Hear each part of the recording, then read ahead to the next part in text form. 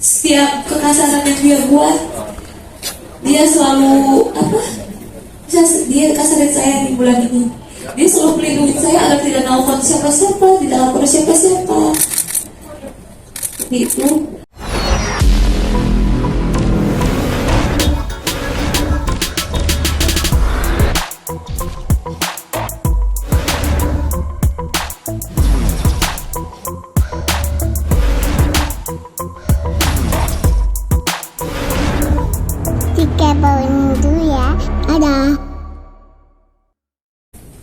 Ketika Safa Marwah ini menerima cintanya TI sebagai kekasih, itu di bulan Juli, lalu di bulan Agustus sudah mulai ada penganiayaan fisik.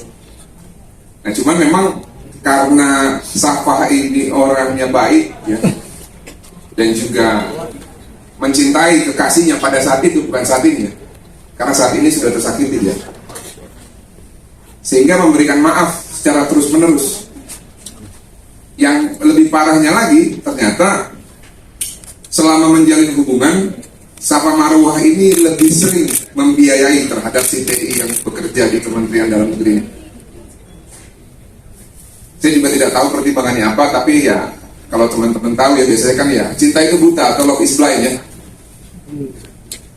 Kejadian ini berulang dari bulan Agustus, lalu di bulan September juga terjadi, sampai di bulan November itu terjadi penganiayaan juga di salah satu rumah kontrakan tempat kakak dari TI ini. Di situ Safa itu dijambak, lalu didorong, dihempaskan sampai terluka, rambutnya rontok. Pada saat itu Safa dibiarkan begitu saja sama orang-orang di sekitar tanpa ditolong. Nah, karena memang merasa terancam, akhirnya Safa ini pada saat di daerah Cempaka Putih mendatangi polsek setempat.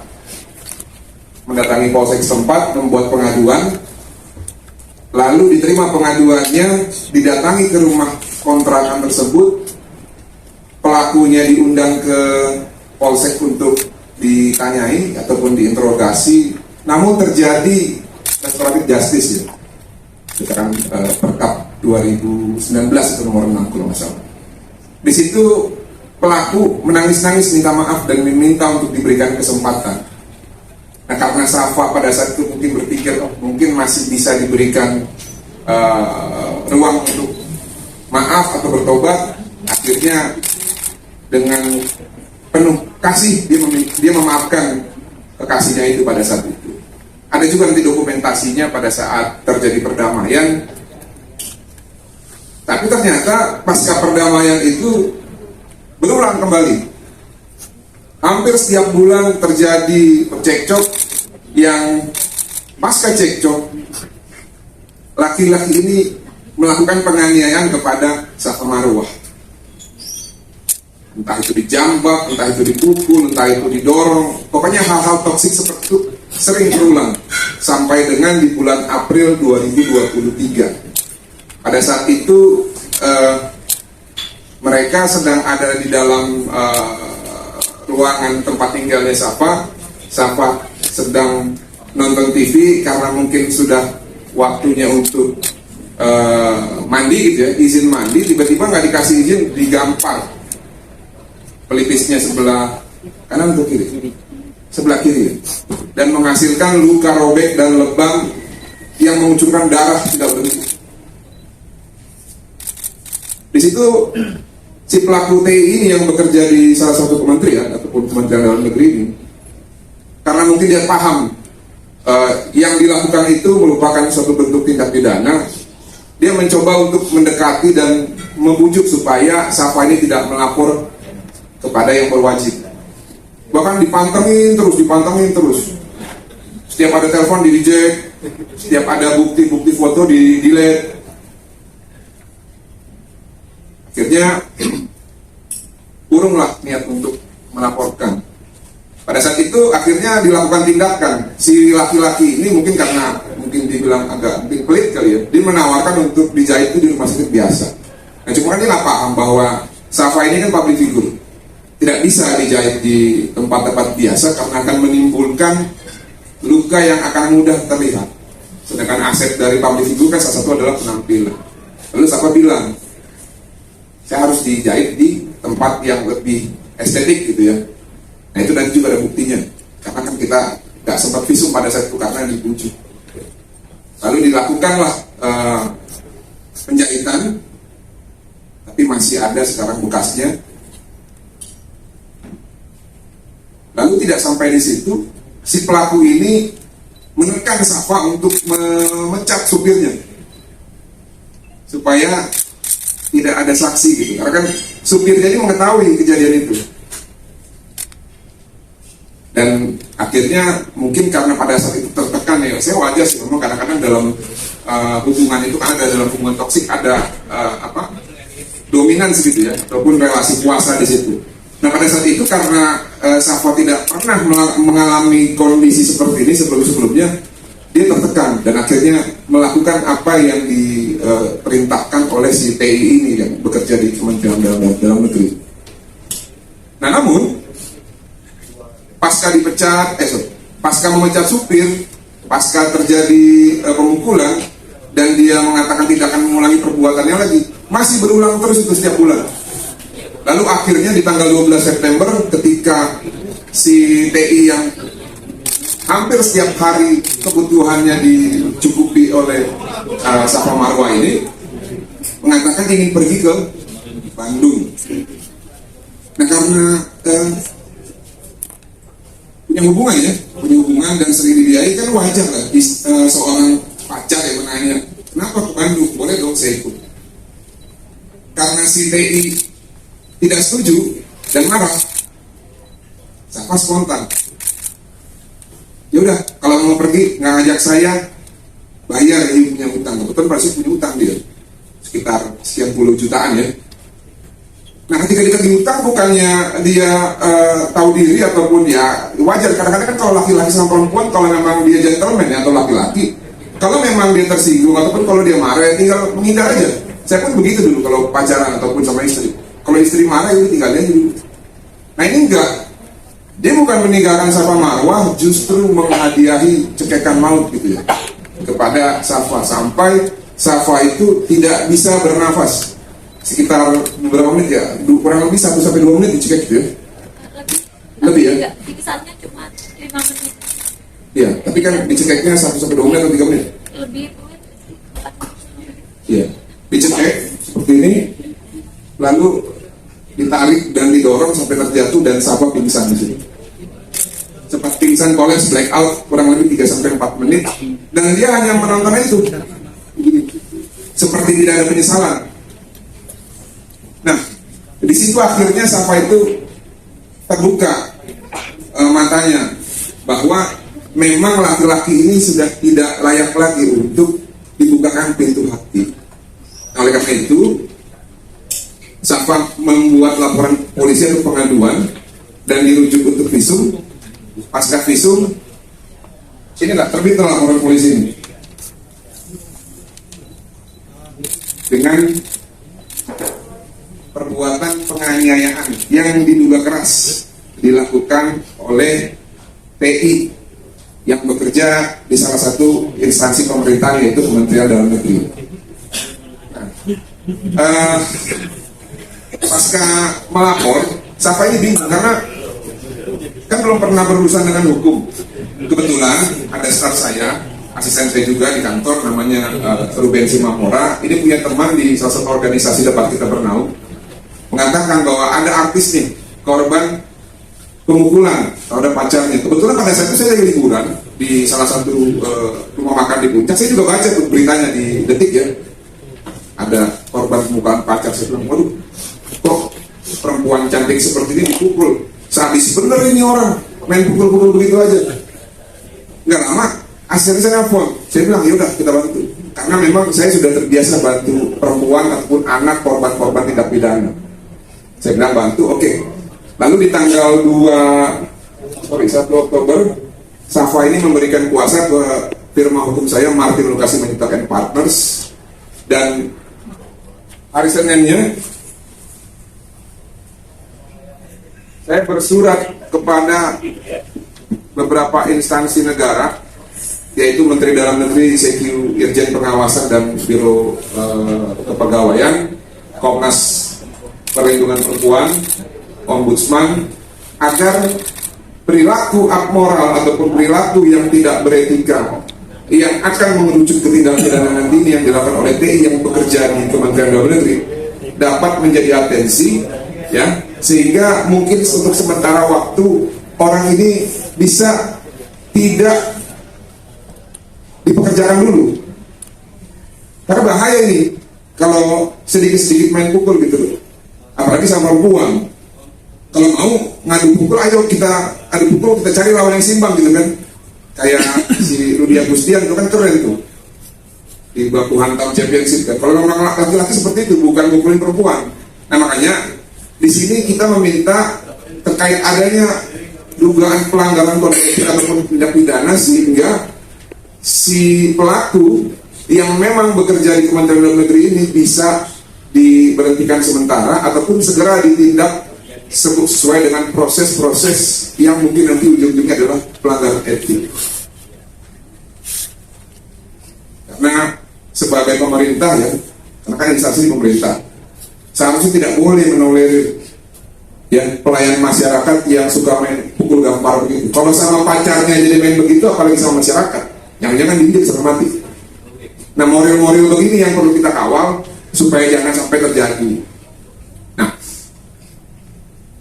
proses terhadap pelaporan yang dilakukan oleh Safa Marwa ini di Polsek Menteng sudah masuk ke tahap pemeriksaan saksi-saksi, penyerahan bukti surat, lalu terakhir juga ada security yang diperiksa segala macam itu, ya, pemantauan CCTV, sehingga dalam waktu dekat seharusnya ini sudah ada terbit undangan untuk si terlapor ataupun calon tersangka. Nah ini kita berharap kita semua bisa sama-sama memantau, ya, supaya negara Kesatuan Republik Indonesia yang negara hukum ini bukan hanya sekedar semboyan, tapi memang benar-benar negara hukum.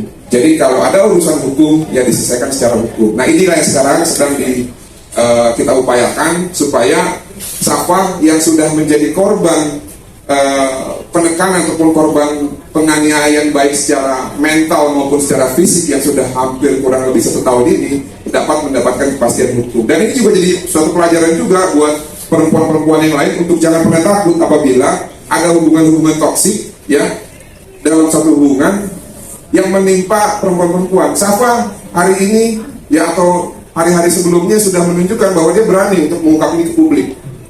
Kita berharap ada perempuan-perempuan lain nanti yang akan berani. Saya juga punya klien namanya Bu Rina Kosasi.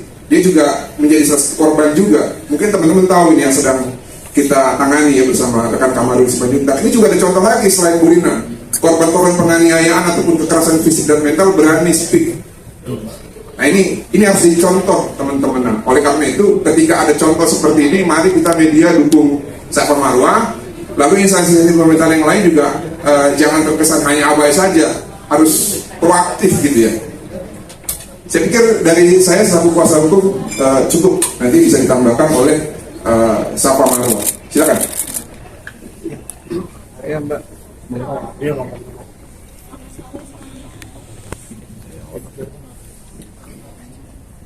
Selamat sore semuanya. Ya, saya nggak banyak bicara dari Bapak Wiladilnya. Segera diproses saja. Saya dibilang kena mental, saya terpukul dan kena mental sekali.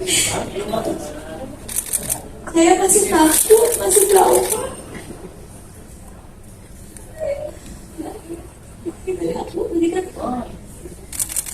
Segitu aja dari saya.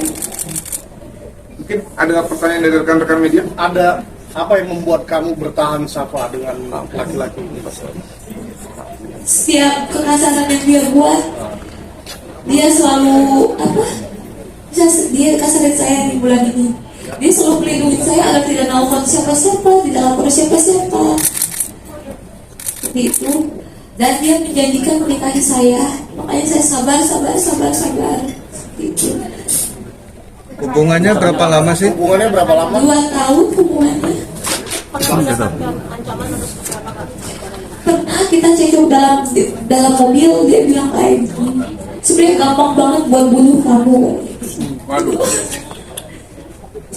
Berarti ada ancaman pembunuhan atau pada apa? Iya, tapi saya itu hanya omongan dia. Awalnya kenapa dia bisa ngomong begitu? Hal-hal sepele kita berantem, misalkan dia mau kemana, saya ingin ikut gitu. Biasanya boleh kok, ini nggak boleh, hal-hal sepele. Sempat menaruh kecurigaan ada pihak wanita lain kan dari Sapa. Saya itu kurang tahu, cuma yang saya ini tidak ada yang kekerasan dia selama ini. Apakah Selama 2 tahun berapa kali kan dapat kekerasan tersebut? Atau sejak kapan? Selama hubungan 2 tahun, kekerasan dimulai di bulan Agustus 2022. Ya, pacaran 3 bulan baru kena kekerasan. apakah orang tua kamu tahu kamu sering dianiaya? Tidak, orang tua saya tidak tahu. Pernah juga di bulan puasa tahun kemarin saya buka babak belur, saya orang Bandung, saya pulang ke Bandung. Orang tua tanya, kenapa itu? Saya jawab jatuh, padahal oleh dia. Saya sembunyi-sembunyikan dari semuanya, dan saya gak pernah posting-postingnya kesedihan atau luka-luka atau apa, baru sekarang karena udah cukup dan sudah tidak kuat. Mungkin mohon maaf nih, luka yang paling parah itu di mana sih? Luka yang paling parah ya ini yang sampai dioperasi dijahit. Ada fotonya, boleh lihat? Boleh.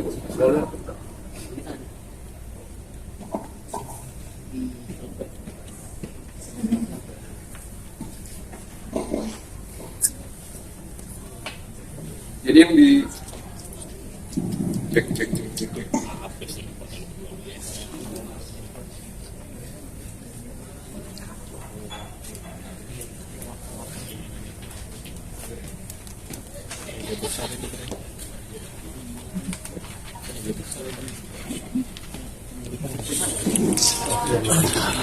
Inilah hasil karya dari salah satu karyawan Kementerian Dalam Negeri. Ya, inilah hasil karyanya. Jabatannya apa sih Bang? Boleh tahu Bang jabatannya Bang? Nanti kalian tanyalah sama para Spill aja Bang, spill dikit. Dikit aja Bang. Biar pada pelaksana media apa gitu. di kementerian. Masalah, ya. Di kementerian apa Bang? Kementerian Dalam Negeri. Jadi ini hasil karyanya nih. Makanya sangat disayangkan ya. Saya kan dulu pilih Pak Jokowi ya. Kan revolusi mental. Jadi bukan hanya rakyat yang direvolusi. Tapi kalau ada pembantu presiden ya khususnya yang paling bawah ya harus direvolusi juga ini mental ini supaya jangan begini. Tuh, bahaya kan hasil karyanya begini. Itu kejadian kapan? Ini yang di bulan April. April. 1 kali pukul nih. Itu apa terjadi penganiayaan itu Safa bersama siapa? Sendiri, Sendiri sama dia. ya. Dengan Dia teman-teman. nggak ada dan langsung ambil HP saya. Pas kejadian ini saya hanya berdua dengan dia, supir kebetulan udah pulang karena itu posisinya sudah malam. Karena dia panik, saya berdarah-berdarah, dia ambil HP saya, ayo ke rumah sakit. Dia bawa aku ke rumah sakit. Dan kebetulan kita datang di rumah sakit yang agak pricey. Dia bilang jangan operasi di sini mahal. Jadi besoknya saya dijahitnya di operasi. Jadi di rumah sakit itu hanya dibersihkan saja lukanya. Kamu pada saat itu nggak langsung melapor aja? Karena dia ambil HP saya dan dia tidak boleh ngapa-ngapain. Cuma saya hanya boleh hubungi supir saya. Supir saya langsung datang ke situ. Tapi orang tua saya tidak boleh tahu sama dia. Kenapa nggak langsung lari ke polsek atau kemanapun itu Pak? Dia apa ya? Karena badan saya lemas, nggak bisa kemana-mana gitu. Jadi saya nurut aja apa kata dia. Cuma supir yang boleh datang. Kamu cuma boleh hubungi supir buat kamu pulang. Gitu. Apakah ada ancaman pada saat itu sendiri Kak? Kemudian apa aja nih Kak? Dan berapa? Ada ancaman nggak sih itu Kak? Pada saat pemukulan itu ada ancaman akan diapain lagi Kak? Atau lebih kasar lagi Kak dia akan melakukannya Kak? Sebenarnya tidak ada ancaman apa-apa dari dia. Hanya dia sudah berjanji tidak melakukan lagi, tapi melakukan lagi. Kalau uang berapa Berarti Kak? sejak pacaran 3 bulan pertama selalu main tangan. Tapi Iya. kenapa nggak memutuskan untuk mengakhiri hubungan pas saat itu? Karena setelah dia melakukan kekasarannya, dia merayu saya lagi, baik-baikin saya lagi, berjanji lagi seperti itu. Kalau soalnya yang Ada kerugian uang nggak? yang masih uangnya yang 40 juta ini gimana Pak? Udah berhasil ditagih atau belum? Tapi Pak mungkin udah coba komunikasi. Saya selama ini gak pernah dikenalin keluarganya. Dia kan orang Aceh, saya tidak pernah dikenalkan keluarganya. Saya kenal abang kakak sepupunya aja yang ada di Jakarta. Dan saya sudah hubungi ibunya, saya punya nomor ibunya di Aceh, tidak respon sama sekali. Soal utang piutang apakah udah dibayarkan? Yang 40 jutanya dia Belum, itu sisanya belum. Banyak kerugian itu dulu. Mungkin uangnya untuk apa sih Kak? Itu dipinjam? alasan dia pinjam itu apa? Awal-awal dia bilang bisnis rumah sama kakak sepupunya. Akhirnya saya pindah rumah ketipu. Seperti itu. Terus sampai sekarang masih komunikasi atau gimana Pak, sudah ada pelaporan? Sudah tidak ada komunikasi, sudah saya blokir. Terakhir lagi utangnya mungkin Kak kapan? Ya, pas setelah saya dicekik 12 September, dia mau pergi, saya mau ikut tidak boleh. Terus saya bilang, ya udah utang kamu balik dulu. Saya bilang baik-baik sama dia. Dia emosi, kalau dia tuh selalu emosi setiap kita tadi utangnya. Emosinya langsung pukul Kakak atau gimana? Ya langsung pukul saya. Berarti terakhir ketemu tanggal 12 kemarin? Iya. Pelakunya kan dari pekerja di salah satu kementerian Indonesia. Apakah dari pihak kementerian itu udah menyambangi atau berkomunikasi soal ini? Belum ada respon apa-apa. Dari keluarganya juga tidak ada respon apa-apa. Ditekankan lagi dong, jadi pelaporan fixnya yang di kantor polisi itu per tanggal berapa? Yang terbaru. Tanggal 14 ya? 29 September. Oh, 29 September. 29 September. Tapi untuk peristiwa tanggal 12.